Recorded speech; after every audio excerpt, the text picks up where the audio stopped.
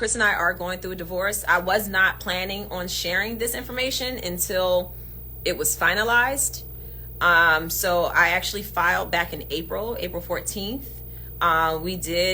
We had a mediator like throughout this whole process. And when we felt like we got to a point where it was like, okay, we pretty much on the same page with moving forward with things, I did go to the courthouse and file. So a lot of information that was like put out there, it was put out there, number one, while I was on vacation. I was on a meditation retreat in Costa Rica. So I was in Costa Rica minding my own black business, and I was on a meditation retreat. So, you know, whether you're the person who seeks a divorce or the person that was asked for the divorce by the other person, either way, the process is very stressful. It's like going through a death, you know, in so many ways. Chris and I have been together for 17 years. We've been married for 11 years.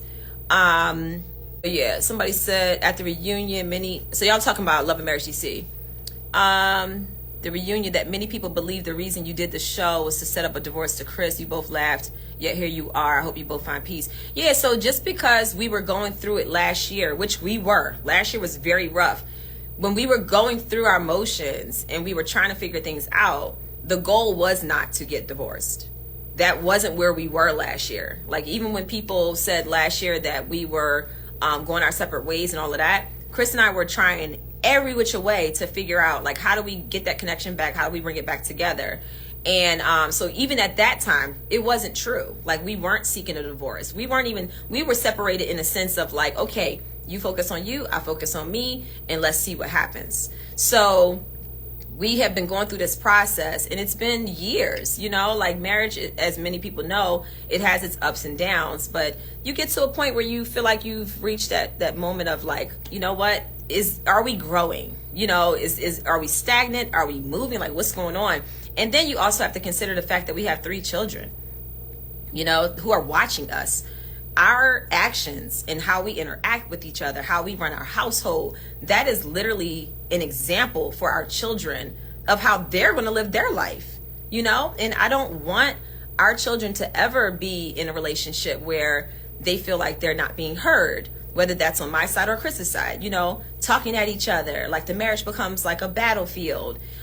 So you get to a point where you also have to consider the fact that we have 3 little people that are literally looking at us, and they're taking notes, and they're like, okay, this is what's normal, and it's not normal. So yeah, so that's where we are. You guys don't have to be sorry.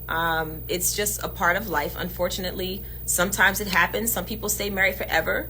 Some people don't. My parents were married for 23 years and got divorced. I know couples that have been married for 60 years and they're miserable, and they literally let their whole life just fade away, you know? So it's really what you make it. And if you get to a point where you're like, you know what, we have grown so far apart that it may be best that we focus on ourselves individually and then focus on the 3 important people in our lives, which is our children. And that's what we decided to do.